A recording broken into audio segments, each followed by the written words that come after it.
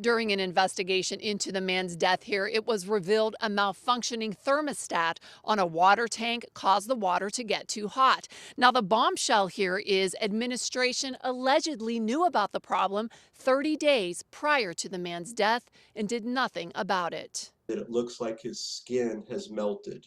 The elderly nonverbal man's death has been described as something you'd only see in a Stephen King fiction novel. Instead, it's true.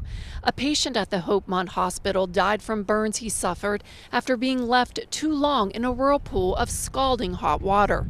The man, who required round-the-clock care, was left in the whirlpool unattended for 47 minutes with a water temperature of 134 degrees. Imagine if you're in a whirlpool in scalding water for 47 minutes, but you can't verbalize pain.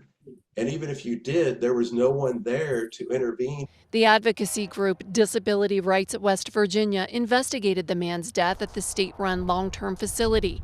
Legal director Mike Folio tells KDKA-TV the group's investigation uncovered even more startling information. Roughly 30 days prior to this episode, one of the RNs at Hopemont sent an internal email advising staff about concerns of hot water and specifically said that there's a fear that patients may get burned. In an email to KDKA-TV, a spokesperson for the West Virginia Department of Health Facilities said in part, Hopemont Hospital Administration and DHF have taken steps to prevent future occurrences, including providing staff training on monitoring water temperatures prior to and during resident bathing and making repairs and upgrades to the facility's hot water system.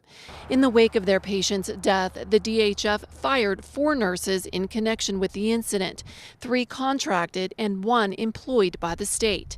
This has raised questions and concerns about the state's vetting of contract nurses. It's a systems failure, top to bottom, because if you have knowledge of this hazard 30 days before it actually killed somebody, you would take action.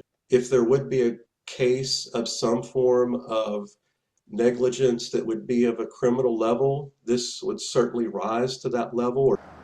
We talked with the Preston County Sheriff, who says he cannot comment on the investigation. Now, it's still unclear if criminal charges will be filed against the 4 nurses who were fired.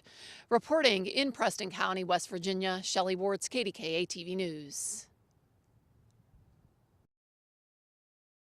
We talked with the Preston County Sheriff, who says he has no comment on the investigation, and it's still unclear if criminal charges will be filed against the 4 nurses who were fired. Reporting in Preston County, West Virginia, Shelley Bortz, CBS News, Pittsburgh.